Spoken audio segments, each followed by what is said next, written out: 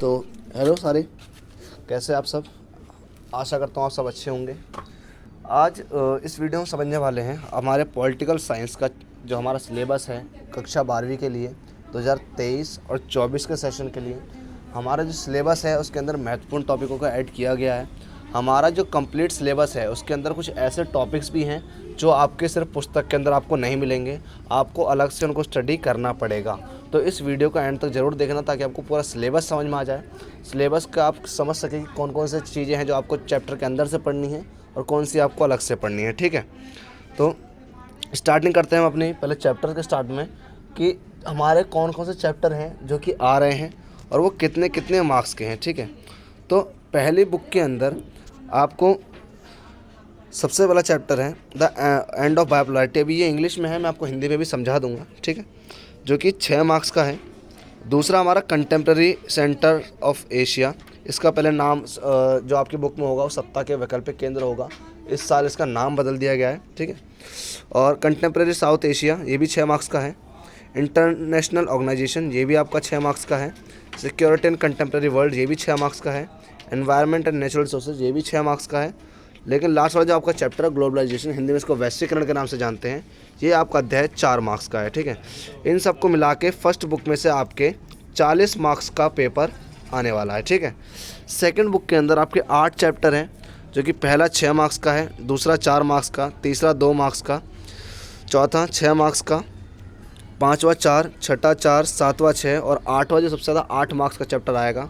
इसको भी मिलाने के बाद आपका 40 मार्क्स का इस बुक से आएगा। दोनों बुक के अंदर से आपका 80 मार्क्स का पेपर आने वाला है। ठीक है, ठीक, और इनके अंदर आपके 5 मार्क्स का एक कार्टून पूछा जाएगा और 5 मार्क्स का आपका एक मैप पूछा जाएगा। ठीक है, जो कि ज़्यादातर देखा गया है कि सेकंड बुक से ही आपके मैप और कार्टून को लिया जाता है। ठीक है, अब इसको हम हिंदी में समझ लेते हैं। हिंदी के अंदर ये जो आप स्क्रीनशॉट देख पा रहे हैं ये उन्हीं चैप्टर्स के स्क्रीनशॉट हैं जो कि आपके उसमें आ रहे हैं। इस इंडेक्स में कोई भी एक्स्ट्रा चैप्टर नहीं है। पहली बुक से आपके 7 चैप्टर हैं और सेकंड बुक से आपके 8 चैप्टर हैं। जैसे पहला चैप्टर दो ध्रुवीयता का अंत, सत्ता के समकालीन केंद्र, ये आपकी बुक में सत्ता के वैकल्पिक केंद्र के नाम से होगा। इसका खाली नाम बदला है, अंदर के टॉपिक एकदम सेम है। समकालीन दक्षिण एशिया, अंतर्राष्ट्रीय संगठन, समकालीन विश्व में सुरक्षा, पर्यावरण एवं प्राकृतिक संसाधन और वैश्वीकरण, ये 7 चैप्टर आपके बुक 1 से आ रहे हैं। बुक 2 से आपके राष्ट्र निर्माण की चुनौती, एक दल के प्रभुत्व का दौर, एक दल का मतलब प्रभुत्व मतलब कांग्रेस का जो प्रभुत्व था उसका दौर, नियोजित विकास की राजनीति, भारत के विदेशी संबंध, कांग्रेस प्रणाली तथा चुनौतियां एवं पुनरुत्थान, लोकतांत्रिक व्यवस्था का संकट, क्षेत्रीय आकांक्षाएं और भारतीय राजनीति के नए बदलाव। ठीक है, ये सारे अध्याय पहली बुक से आपके 7, दूसरी बुक से आपके 8, टोटल मिला करके आपके 15 अध्यायों का सिलेबस तैयार है। ठीक है, अब ये कुछ अलग से टॉपिक हैं जो आपको अपनी बुक के अंदर देखने को नहीं मिलेंगे, लेकिन आपको इनको स्टडी करना है। आपके एग्ज़ाम में इनसे क्वेश्चन आने वाले हैं। एडिड टॉपिक्स हैं आपके पॉलिटिकल साइंस के सिलेबस में, जो कि पहली बुक के अंदर आपका जो दो ध्रुवीयता का अंत है उसके अंदर अरब क्रांति को ऐड किया गया है। अरब क्रांति एक टॉपिक है जो आपको सेकेंड चैप्टर के साथ में पढ़ना है। इसके साथ में सत्ता के समकालीन केंद्र को आपको समझना है कि सत्ता के समकालीन केंद्र के अंदर जो आपके ब्रिक्स है, भारत है, रूस है और इजराइल है, इन टॉपिक्स को ऐड किया गया है। इस चैप्टर में आपके ऑलरेडी यूरोपीय संघ, आपका आसियान और चाइना ऑलरेडी इंक्लूडेड है। उसके बाद में इन टॉपिक्स को भी ऐड किया गया है। अंतर्राष्ट्रीय संगठन जो आपका अध्याय है उसके अंदर आपको यूनेस्को, यूनिसेफ और ILO को भी पढ़ना है, जो कि आपकी बुक के अंदर नहीं होंगे, आपको अलग से उनको स्टडी करना है। समकालीन विश्व में सुरक्षा, और इसके अंदर एक टॉपिक डाला गया है आतंकवाद, इसको भी आपको अलग से स्टडी करना है। ये तो आपके फर्स्ट बुक के एडिट टॉपिक्स हैं। सेकंड बुक के एडिट टॉपिक्स ये हैं,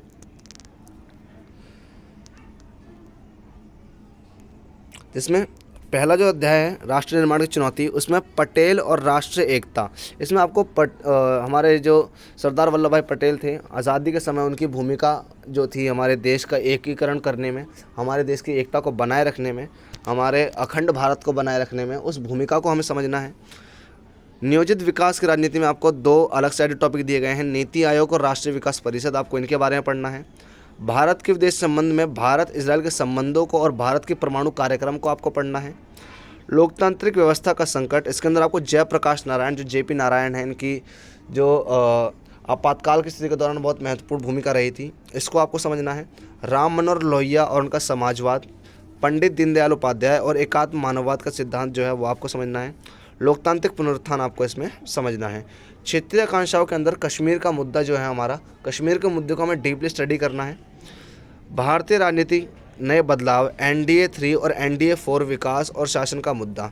एनडीए 3 एनडीए 4 के टॉपिक को आपको समझना है। एनडीए 4 जो हमारी जो वर्तमान सरकार चल रही है, ये एनडीए 4 की सरकार है।